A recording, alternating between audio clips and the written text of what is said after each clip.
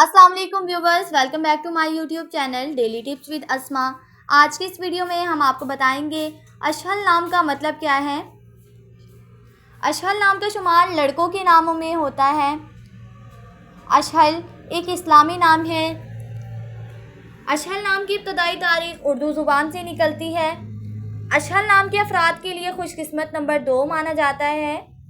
माहिरीन के मुताबिक अशहल नाम के लड़के बहुत ज़्यादा मासूम होते हैं।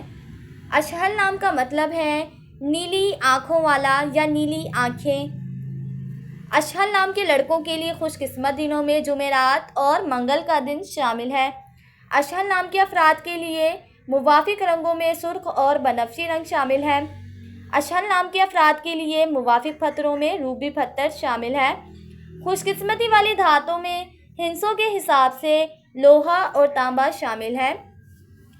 फ्रेंड्स, अगर आप अपने नाम का मतलब जानना चाहते हैं तो कमेंट बॉक्स में अपना नाम लिखें। इंशाल्लाह हम आपके नाम की वीडियो ज़रूर बनाएंगे। Thanks for watching. अल्लाह हाफिज़।